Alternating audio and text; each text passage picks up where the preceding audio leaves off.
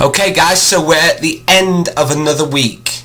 So you know what that means. So we need to reflect upon what we have or haven't done. That's the good thing about looking back. So when we look forward, there is no reflection because it's all about what you want, what you think's going to happen. But when you look back, it's just pure evidence. So you've either done the work or you haven't. So Monday, Tuesday, Wednesday, Thursday, Friday, Saturday, what have you done to get you closer to where you want to be? So I'm just going to reflect upon 3 things that have popped up within my week. So the first one, let's see if I can use my drawing screen. So the first one, okay, I wrote an email about copycats. Let's write that, copycats. So I wanted you to think about who is the biggest copycat in your life, and to cut a long story short, it's your kids. So your kids, if you've got them, are your biggest copycats. Okay, so I want you to think about this. Are you setting good standards for your kids? I mean, are you being a hypocrite or a role model? Which one are you gonna? Which one are you to your kids, and which one do they see you as? Because there's 2 ways you can do something. You can lead by example, or you can just ask them to do shit and you don't follow it through themselves, so they're going to lose respect for you. So your kids are your biggest copycats. They are a product of you. Okay? So when you think about it, we ask our kids to try their hardest, don't we? We always ask our kids, try your hardest at everything. But what do? Do you try your hardest? So every time you're doing something, are you giving it everything you've got? Are you honestly going down every avenue to be successful? Yet you're telling your kids that they need to try hard at every single little thing they do. They need to give effort. They need to do their best. Every time you go to the gym, do you do your best? Every time you go to the gym, do you try your hardest? Another thing you ask them to do, try new things. Don't be afraid. So try new things. We ask them to not be afraid and at least try things once. Do you do that? So when we have all these fears and doubts of joining the gym, joining a new exercise class, starting a new regime, do you try new things? Do you run away? Do you hide from them? And what do you do if your kids run and hide from things and tell you they're not going to try? You encourage them, you tell them all the positives, and you explain to them that it's the best thing for them, just like us trainers tell you. But are you doing it? Another thing, we tell our kids, don't be afraid. Don't be afraid.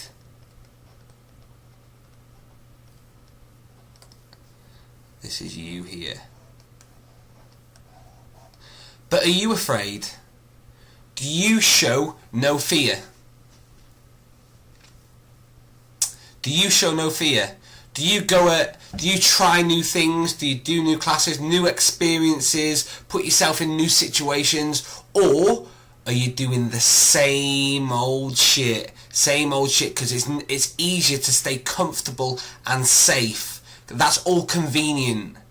But we're telling our kids that you want them to try new things, you want to do things, don't be afraid, try your hardest. Then why aren't you doing it as well?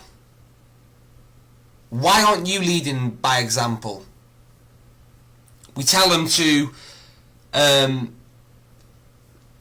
Eat new foods. Well, we say to them, here's a line, how would you know you don't like it if you've never tried it? I bet you've said that line before. How would you know? And you know what I'm going to say now? Why don't you try new foods? So when you look at all diet plans and you look at nutrition plans, and half of us don't even want to try it because we're so stuck in our own ways. And are your own ways working? So what you need to do is you need to stand up, take all your clothes off, look down, look at your body or look in a mirror. Is what you're in, and that's your body, which is the best thing you'll ever own, is it how you want it to be? Is it how you want it to be? Is it the way that are you living your life the way you want your kids to lead their life? Or are you living one style of life where you're not really trying new things, not really eating healthily, not really exercising, pretty afraid of being judged? Yet on the flip side of things, you're telling your kids, right, I want you to eat healthy, I want you to get involved in this, I want you to try your hardest, I want you to do new things, I don't want you to be afraid. But you're not doing it to yourself. And what will happen is your kids will copy you. So you know that there's a very big saying that actions speak louder than words. We've all heard it. So your kids will hear this, but it's what they see that matters. It's what your kids see you doing that matters. So if you're eating shit, not doing anything, never exercising, never doing new things, have a look at your kids. Have a look at your kids and see if they're like you. Because I'm telling you now, the biggest copycat, and like I said, I wrote an email about it, the biggest copycat in your life are your kids. So they will take the way you live your life, your habits, because I'm telling you now, you've probably taken habits from your parents, they took it from their parents, they took it from their parents, and they're filtered down. So at what point are you going to stop telling your kids all the things that they should be doing and you start doing them yourself? Because it's very easy to talk about things the same way people talk about, this is their year, I'm going to smash it this year, I'm going to start on Monday, today's the day, and boom, nothing ever happens. At what point do we have to stop going round this perpetual circle of stop, start, and just stay committed to what you want? And then people around you seeing that commitment, and then you inspiring them to take action as well, i.e. your kids. Because talking about it is one of the biggest problems that we have in the fitness industry, that everyone's very much able to talk about things, but they don't want to do it. They want to tell people and give people advice, but they don't fucking want to do it themselves.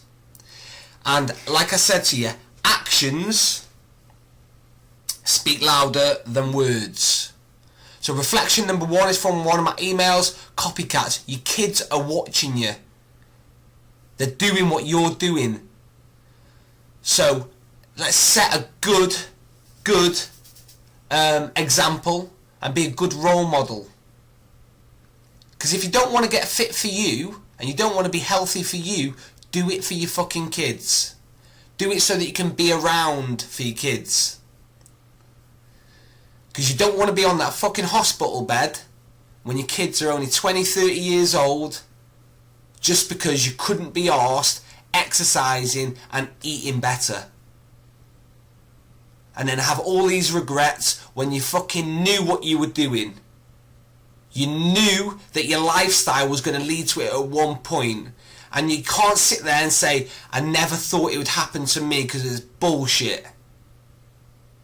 So if you want to be around for your kids and you want to set a good example, let's start now. Yep, looking back, you might not be able to do anything about that, but from today onwards, there's definitely something you can do. And that starts by improving your relationship with them. That's making time and effort. That starts with looking at your own body and your nutrition. So looking at what you can do to improve the way you look. Because trust me, when you look better, you are more confident. You want to do more things. And then that will reflect in your positivity towards the kids. So copycats is number one. Number two, the next thing about reflection, guarantees. I'm gonna probably spell this wrong, but hey ho. So guarantees. So one of the things that we always do is we seek guarantees. So that's whether it's guarantees on a new product that we've bought, or from someone who's doing a job for us, or whatever. But we seek guarantees. But when's the last time you fucking put a guarantee on yourself? When you start your exercise journey, when was the last time you put a guarantee on yourself? Because what's happening is everyone's looking outside for guarantees from everyone else, but we fucking don't want to give a guarantee from us. So when we start a boot camp or a course or a weight loss challenge or Slimming World, Weight Watchers, whatever the fuck you're starting, when are you going to put a guarantee about what you're going to do? When are you going to guarantee that you're going to fucking exercise 4 to 5 hours per week, that you're going to eat 4 to 5 meals per day, you're going to drink 3 litres of water per day, you're going to set a couple of goals per week? When are you going to guarantee it? Because you're asking everyone else for guarantees. What about you? And on the line of fucking guarantees, and one of the biggest examples is on products. Speaking of products, how many products have you upgraded this year? So whether it's your car, whether it's your house, whether it's your clothes, whether it's your phone, whether it's your computer, how many products have you upgraded?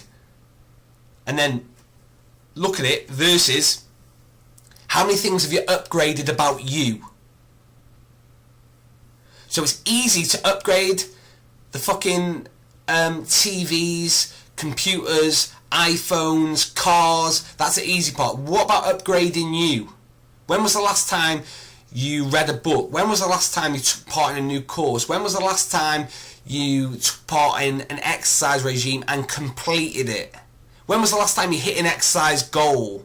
When was the last time you tried a new food? When was the last time you implemented a new plan?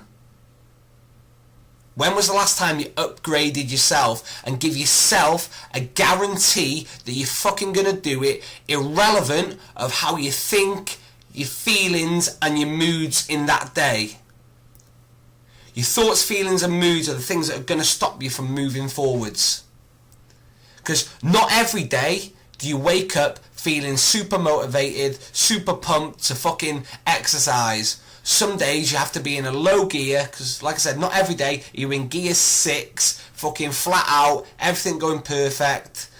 Some days you have to knock it back to gear 1, gear 2 and just get it fucking done. But a lot of us don't do that because of our thoughts, feelings and moods. So we need to remove that from the situation and let's just do it because we know in the long run that success requires consistency. So the guarantees, guys, a guarantee to your fucking self that you're going to do the work.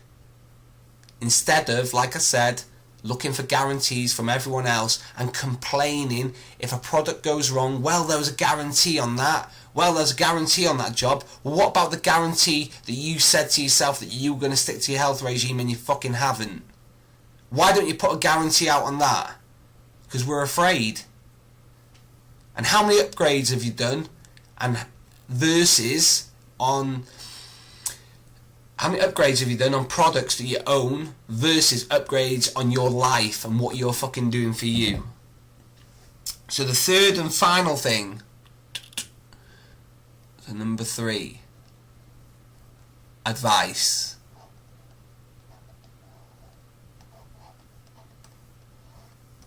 At least I can spell that right. So who are you taking advice from?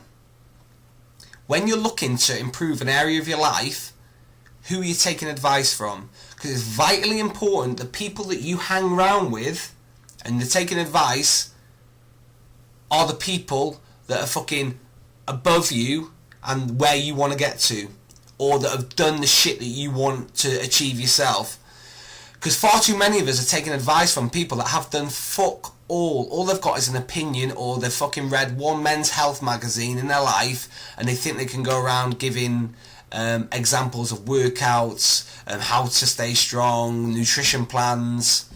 Speak to people that know what the fuck they're talking about. And not only speak to them, follow it through.